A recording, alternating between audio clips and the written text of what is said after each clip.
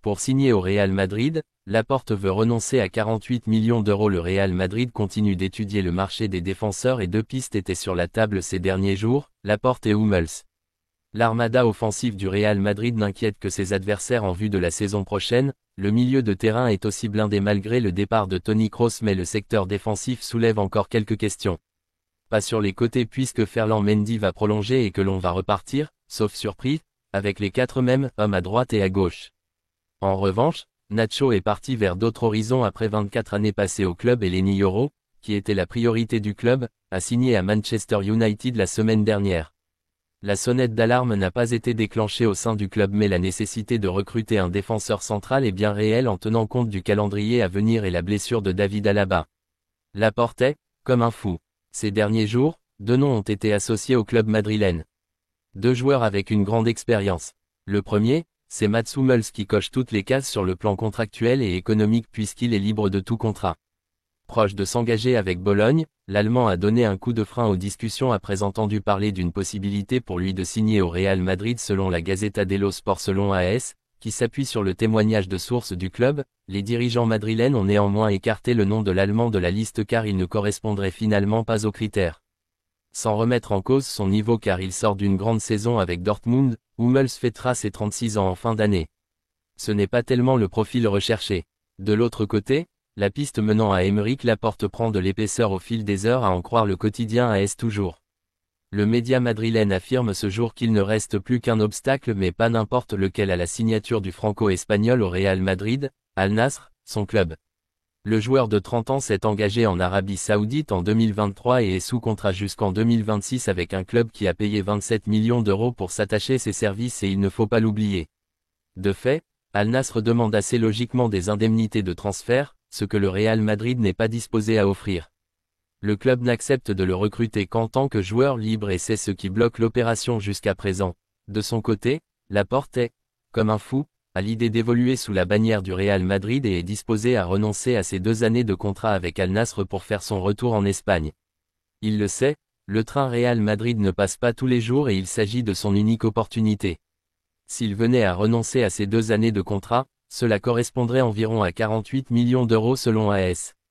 Mais pour ce faire, il faut l'accord de son club et ce n'est pas gagné même si l'été est encore long. Barça, Hansi Flick botte en touche pour Nico Williams. Hansi Flick au centre d'entraînement du Barça. Le FC Barcelone réussira-t-il à recruter Nico Williams? Courtisan déclaré de la star de 22 ans de l'Athletic Bilbao, le club catalan se sait très concurrencé, notamment par le PSG. Tout juste arrivé à la tête des Blaugrana, Hansi Flick ne dirait pas non à un tel renfort. Mais au moment d'évoquer ce dossier, l'Allemand a botté en touche. Ce que j'ai appris dans ce travail, c'est que Nico n'est pas un joueur du Barça et que je n'ai rien à dire à ce sujet. Il joue pour un autre club et je me concentre sur mon équipe. Je ne peux rien ajouter de plus, a-t-il confié en conférence de presse. Kepa attend le Real Madrid. Punto, publié le 25 juillet 2024. Partagé. Kepa, Getty Images. Partagé. Le gardien espagnol avait dit « Au revoir au Bernabéu mais il n'est maintenant pas impossible qu'il rempile. Tout va dépendre de l'U1. Comme la saison dernière, le Real Madrid va devoir évaluer la situation de ses gardiens de but, avec Courtois comme certitude, l'inconnu pour l'U1 et les envies de Kepa de revenir dans la capitale espagnole. Thibaut Courtois est revenu en pleine forme après sa rupture du ligament croisé du genou gauche, a pu disputer sans problème plusieurs matchs de Liga et la finale de la Ligue des Champions à Wembley, et sera sans aucune discussion le titulaire dans les cages pour la saison à venir. Derrière, il y a l'U1, mais la situation de l'Ukrainien est incertaine, avec son retour au travail 2 semaines avant ce qui était prévu, il a semblé envoyer un message à sa direction, à savoir que son intention était de rester pour assumer le rôle de numéro 2. Mais son agent, Jorge Mendes, a envoyé des signaux qui n'ont pas été clairs à cet égard. Il lui reste 1 an de contrat et la possibilité de son départ est réelle, ce qui obligerait Madrid à lui trouver un remplaçant. C'est là qu'on en ressort, celui de Kepa. Le Basque a passé la saison dernière en prêt à Madrid, une saison au cours de laquelle il a tout connu. Il est arrivé en remplacement de Courtois et a été directement titularisé, mais un problème musculaire lors de l'échauffement d'un match de la phase de groupe de la Ligue des Champions contre Braga a ouvert la porte à l'U1. Une période d'alternance s'en est suivie, avant que Carlo ne tranche définitivement en faveur de l'Ukrainien.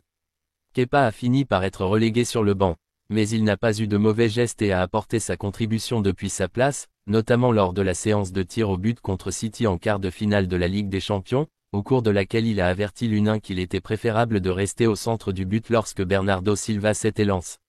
L'expérience de Kepa à Madrid, même si elle n'a pas été satisfaisante sur le plan sportif, l'a été sur le plan général. Le gardien s'est senti à l'aise dans le club, dans le vestiaire et a pu participer à un doublé historique Liga LDC. Il est actuellement à Londres, où il a encore une année de contrat avec Chelsea, et travaille quotidiennement, mais séparément du groupe. En outre, le gros de l'équipe de Chelsea est parti hier pour les États-Unis pour la tournée d'été. Ils affronteront Madrid les 6 et 7 août au petit matin à Charlotte, et Kepa, qui a l'autorisation du club anglais de chercher une destination pour la saison prochaine, n'est pas monté dans l'avion. Tout indique que Chelsea ne s'opposera pas à un nouveau départ. Le portier espagnol sait toutefois que revenir au Real s'agit pour l'instant d'une possibilité très éloignée, notamment parce qu'elle dépend d'un élément qui n'est pas du tout entre ses mains, le départ de l'U9. Pour cela, l'Ukrainien doit présenter à Madrid une offre jugée satisfaisante, ce qui n'est pas encore arrivé. Kepa reçoit lui aussi des propositions mais il les garde de côté. Il veut attendre de voir si la situation à Madrid se débloque. Rudiger répond à l'offre énorme de l'Arabie Saoudite. Antonio Rudiger est un joueur courtisé par l'Arabie Saoudite et il a reçu une offre alléchante cet été. Le Real Madrid a perdu Nacho et lui a rendu un vibrant hommage ce mercredi. Lenny Yoro est finalement parti du côté de Manchester City et David Alaba est encore blessé pour quelques mois. Perdre Antonio Rudiger serait alors un immense coup dur pour Carlo Ancelotti. L'Allemand sort en effet d'une saison très complète entre ses 48 matchs avec le Real Madrid puis son Euro également solide malgré l'élimination face à l'Espagne.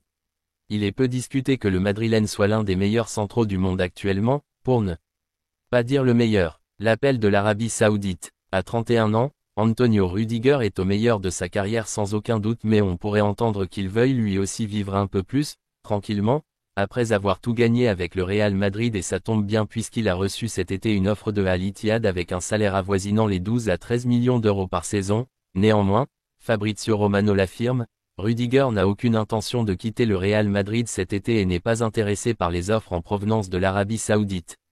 Le club madrilène n'est pas non plus ouvert à l'idée de le laisser partir compte tenu de la situation. En l'état, l'Allemand est en effet la seule assurance de Carlo Ancelotti puisque David Alaba est blessé. Jesus Valiero n'a joué que 11 matchs ces 2 dernières saisons et Eder Militao n'a pas encore récupéré sa meilleure version après sa rupture des ligaments croisés. Le FC Barcelone passe à la vitesse supérieure pour Dani Olmo. Dani Olmo célèbre face au Brésil. Silencieux depuis le début du mercato, le FC Barcelone va devoir passer la seconde pour pouvoir renforcer l'effectif de son nouvel entraîneur, Hansi Flick. Actuellement, les cibles revenant le plus du côté du club catalan sont Nico Williams, ailier de l'Athletic Club, et Dani Olmo, milieu offensif du RB Leipzig. Par ailleurs, d'après Sport, le Barça aurait franchi une étape supplémentaire pour attirer le meilleur buteur de l'Euro 3 dans ses rangs. En effet, une première offre aurait été envoyée à Leipzig. Visiblement, selon les Échos outre-Rhin, le club allemand aurait jugé cette proposition comme trop basse. Si une deuxième offre devrait voir le jour, il est important de noter que la situation financière des Blaugrana n'est pas au mieux. Mais ils devront augmenter leur offre s'ils souhaitent Barça. Grosse bonne nouvelle pour Gavi. Victime d'une terrible blessure à l'automne dernier, Gavi voit tout doucement le bout du tunnel avec le Barça. En novembre dernier, le Barça subissait un énorme coup dur avec la grosse blessure de Gavi, le milieu de terrain victime d'une rupture du ligament croisé antérieur du genou droit et une suture méniscale. Opéré fin 2023, il entamait alors un long et douloureux processus de récupération, lui faisant manquer l'intégralité de la saison ainsi que l'Euro avec l'Espagne, même s'il était présent avec le reste du groupe pour la finale remportée face à l'Angleterre sur le score de 2-1. Mais après avoir cravaché pour revenir, il semble tout doucement voir le bout du tunnel. Gavi retouche le ballon. En effet, selon les informations du quotidien catalan Sport, il a pu retoucher le ballon cette semaine lors des entraînements collectifs, même s'il ne peut pas encore aller au contact. De plus, le staff médical pourrait décider de l'embarquer avec le reste de l'équipe pour la tournée de pré-saison aux États-Unis afin qu'il continue son processus de retour, mais qu'il reste toujours avec ses coéquipiers. L'an dernier, Xavi avait particulièrement insisté sur l'importance du joueur au sein du vestiaire, et visiblement, Hansi Flick partage le même avis. Pour autant, pour le revoir sur les terrains, il faudra encore sûrement attendre le mois d'octobre. Adieu Manchester United. Casemiro. 2 ans après son arrivée en provenance du Real Madrid, Casemiro, 32 ans, s'apprête à quitter Manchester United. Ezoic. D'après le journaliste Fabrizio Romano, les dirigeants du club anglais ne mettront pas d'obstacle au départ du milieu de terrain brésilien, dont les performances ont décliné ces derniers mois. L'avenir de l'Oriverde pourrait bien se dessiner en Saudi Rochne League, où plusieurs clubs seraient prêts à lui offrir un salaire attractif pour les dernières années de sa carrière.